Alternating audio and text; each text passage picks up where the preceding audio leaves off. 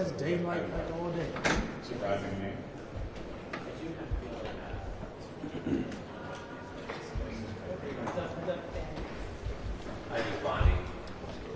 Miss Bondi, what do you say to folks who are worried you'd be Donald Trump's attorney? I'll be right back, guys. Ms. Bondi, any thoughts on whether the January 6th cases should continue? It's going to go right up. This letter's right here. Would you recommend pardons for those January 6th folks who've been convicted, Miss Bondi? Should the cases continue at all if you're Attorney General, ma'am?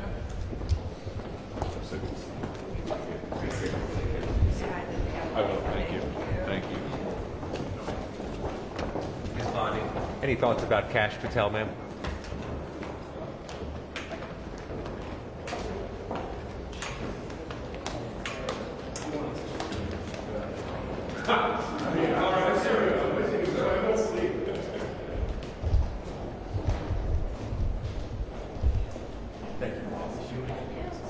You guys have to answer questions. We're happy to ask him. Okay. All right. You guys come back.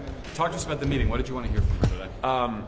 We talked about her plans for the Justice Department, about getting DOJ back to prosecuting criminals. I mean, that's really the core, in many ways, the core mission of DOJ is to protect the American people, to go after criminals, and there's a lot of work to do there. The southern border, fentanyl, you think about the human trafficking, labor trafficking, sex trafficking, so there's an enormous amount of work to do. I think that I served with Pam Bondi as Attorney General. She's two-term Attorney General in the state of Florida. She was fantastic. She's an 18-year prosecutor before that. She's really a career prosecutor. And the other thing I talked to her about that's a huge priority for me, well, two things. Number one is it is absolutely vital, I think, that we have a church-style committee. You might remember this is the committee back from the 70s that looked into the CIA, the IRS, the FBI. We need to have a similar style committee now to open the books on DOJ and the FBI for the last 4 and 8 years. We talked about that, how important that is. She agreed with that. And I think there's a lot of work to do there. The other thing that we talked about is RECA, which is the Radiation Exposure Compensation Fund, so important to my state where we have so many Missourians who have been exposed to nuclear radiation but have not been covered. DOJ administers that program. So we talked about that and its significance. And she understood that. I look forward to working with her. She was also Donald Trump's defense lawyer in one of his impeachment trials. What do you make of the criticism that as AG, she would be more Trump's attorney than the country's? You know, I would say this. She has a long record. She's not somebody you have to speculate about. She was 2 terms as Florida AG. She's 18 years as a prosecutor. You can go back and look at her record. And I happen to have seen it up close and personal because I was Missouri's AG when she was Florida's AG. And Garrett, what I can tell you is she's a tough prosecutor. She was a really good Attorney General of Florida. She was tough. She was independent. She's independently elected in Florida. She understands the role. And she wouldn't have taken this job if she didn't think that she could do it and do it well. And I've got a lot of confidence in her. I think she'll be Senator, did she give any indication, or did you ask, if she intends or be open to cleaning house at the Department of Justice, getting rid of a career in addition to political Well, people? I urged her to root out corruption in the Department of Justice and the FBI. I told her that it was a significant priority of mine, and I think it's important for the country. And let me just give you an example.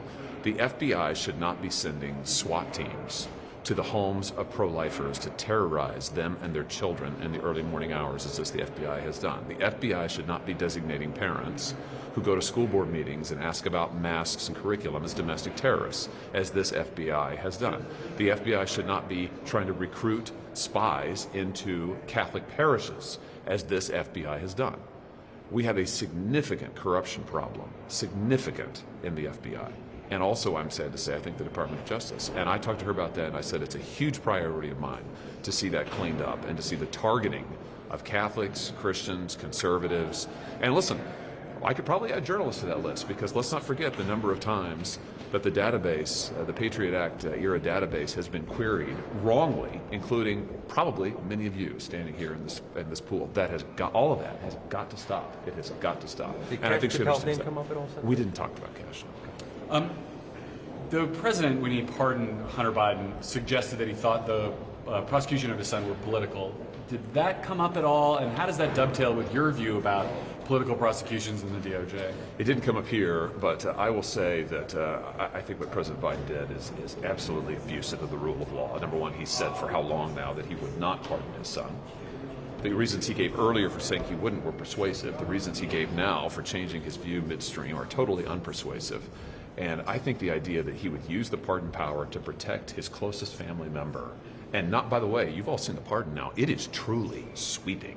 It sweeps in all of his Ukrainian activity. It sweeps in all of his foreign dealings. It is stunning. This, let's be honest, Hunter Biden would be in prison already if he didn't have the name Biden behind his first name. The president argues he wouldn't have been charged at all. If he Oh, didn't that's have the word totally Biden false, there. Garrett. That's absolutely false. You can look at the charging memo in the Department of Justice for crimes similar to this one.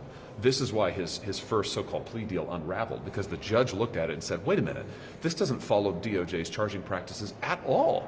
This guy would have been in prison long ago had he not been a Biden, and now he never will be because he's gotten a sweeping pardon from his father. I think it's incredibly abusive, and it's the kind of two-tiered system of justice that has got to end.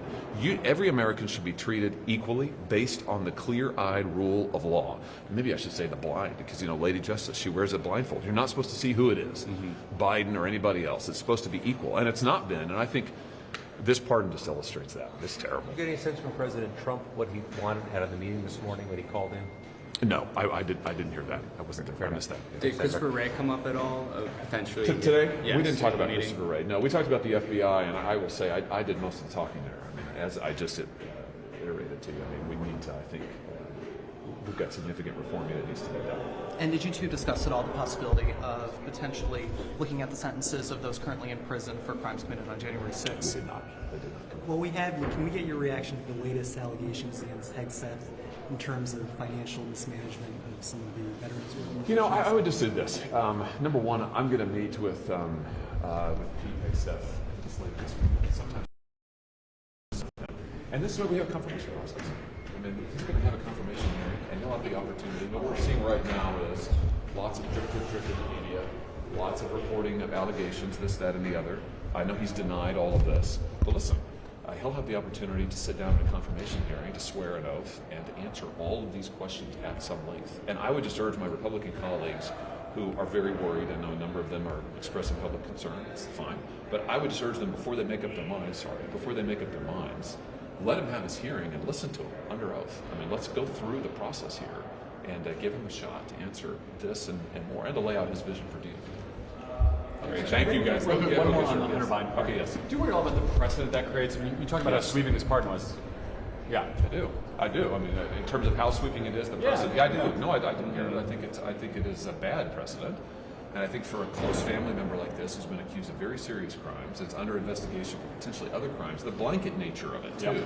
I mean, the president, let's be honest, the president's statement about what he was doing is itself misleading. You would get the sense, as I did when I just read the statement, I thought, oh, well, he's pardoning him just for this class of crimes that he was being charged with. That's not the case. It is truly a blanket pardon. I think that is a very dangerous thing. Does he have the power to do it? Yeah, he does, I think. But is it a good idea? No, it's not at all. And that's why I say I really think it is abusive. And I have to say, when the president said, 6 months ago, 9 months ago, when he was first asked about this, and he said very firmly, I won't do it, I thought to myself, that's good. That's a good, bold stand, and I'm glad he's doing it. And I'm really disappointed that he did not adhere to it. So it's sad. Thanks, guys. Yeah, great to see you.